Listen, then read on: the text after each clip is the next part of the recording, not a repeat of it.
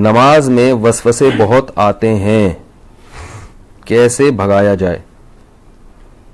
دیکھو نماز میں وسوسے اگر اس طرح کے آ رہے ہیں نا، وسوسے دو طرح کے ہوتے ہیں. بعض لوگوں کو طہارت یعنی ناپاکی کا وسوسہ شروع ہو جاتا ہے کہ پتہ نہیں ہوا تو نہیں خارج ہوئی ہے، پیشاب کا قطرہ تو نہیں نکلا. تو اس کے بارے میں صحیح حدیث ہے کہ جب تک 100% یقین نہ ہو وضو ٹوٹنے کا، اس وقت تک یہی سمجھا جائے گا کہ وضو باقی ہے.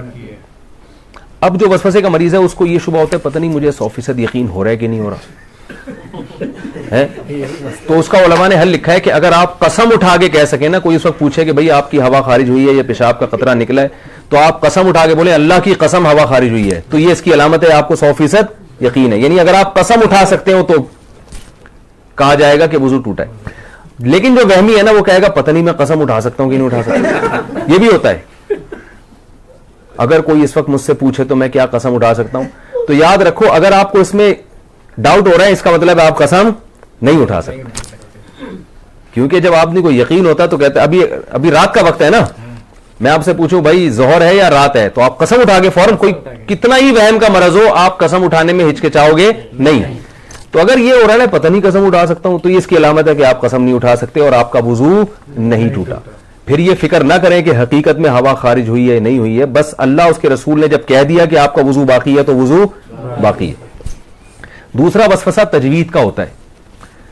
الحمدللہ کو الحمد پتہ نہیں ہا حلق سے نکل رہا ہے کہ نہیں نکل رہا، یہ بھی ہوتا ہے. اتنی زور زور سے پڑھتے ہیں کہ ساتھ والے کے لیے نماز پڑھنا مشکل ہو جاتا ہے.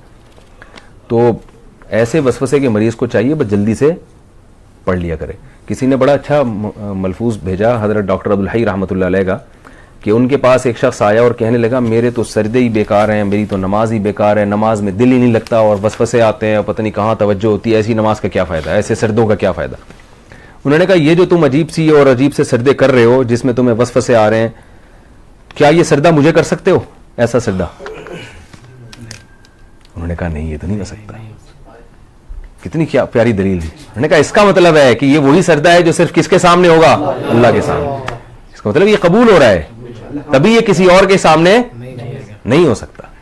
تو وہم کے مریض کو چاہیے بھائی، اسی طرح جن لوگوں کا نماز میں دل نہیں لگتا، خیالات آ رہے ہیں، بھائی ہے تو نماز نا، یہی خیالات والی نماز آپ کسی اور کے سامنے کھڑے ہو کر کبھی نہیں پڑھو گے، یہ اللہ ہی کے لیے. تو یہ اس سے میں نے یہ سنا، مجھے اتنا فائدہ ہوا. میں نے کہا دیکھو یار کتنی حوصلے کی بات کر لی انہوں نے. بھائی ٹوٹی پھوٹی لنگڑی لولی نماز ہے تو اللہ کے لیے نا، باقی ظاہر ہے دن بھر محنت مزدوری کریں گے تو خیالات تو آئیں گے. خیال تو ایسی چیز ہے جتنا بھگاؤ اور آئے گا. وہ لطیفہ سنا ہے کتے والا؟ وہ ایک پیر صاحب نے کسی کو، جعلی پیر تھے نا تو یہ تعویذ گنڈوں کا کام بہت کرتے ہیں، تو انہوں نے کسی کو تعویذ دیا اور 50-60 ہزار روپے اس تعویذ کی قیمت لی.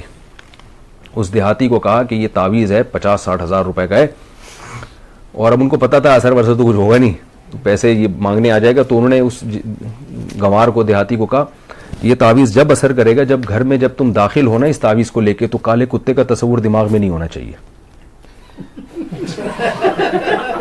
اب آپ بتاؤ کون گھر میں داخل ہوتا ہے تو کالے کتے کا تصور ہوتا ہے؟ کسی کے بھی نہیں ہوتا. انہوں نے بولا جب گھر میں جاؤ گے تو کالا کتا نہیں ہونا چاہیے. اب وہ کہہ رہے یار 50 ہزار روپے خرچ ہو گئے، اور اگر کالا کتا دماغ میں آ گیا تو سارا تعویذ ضائع. اب وہ بار بار کہہ رہے یار یہ کالا کتا نکلے کسی طریقے سے، چھٹک رہا ہے یوں کر کے کالا کتا. وہ جتنا نکالو گے اتنا ہی دماغ میں آ رہا ہے. اب گھر کی دہلیز پہ پہنچ گیا تو یوں کر کے کتا نکال رہا ہے، کتا نکال رہا ہے، اور آ بھی کالا ہی رہا ہے. کہہ رہے کمبخت ایک تو آ بھی کتا رہا ہے اور اوپر سے کالا ہی آ رہا ہے.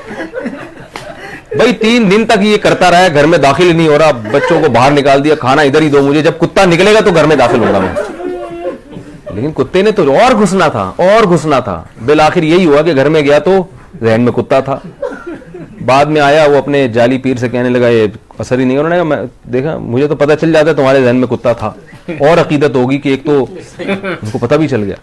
تو وسوسہ ایسی چیز ہے جتنا نکالو گے اتنا ہی آئے گا.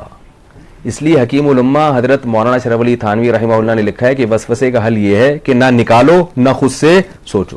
جو خود سے آ رہا ہے آنے دو. اللہ جب اسی وسوسے کے ساتھ نماز قبول کر رہا ہے تو ٹھیک ہے. اور وضو کے بارے میں سوچو ہی نہیں، 3 دفعہ منہ دھو، اس کے بعد سوچو ہی نہیں یہاں سے کچھ یہاں سے کچھ. وہمی کے مریض ہیں ان کا کبھی بھی وضو نہیں ہو سکتا. ان کو آپ تالاب میں ڈبو کے نکالیں گے نا 6 دفعہ، پھر بھی نہیں ہوگا ان کا وضو. تو یہ بہت بڑی بیماری ہے.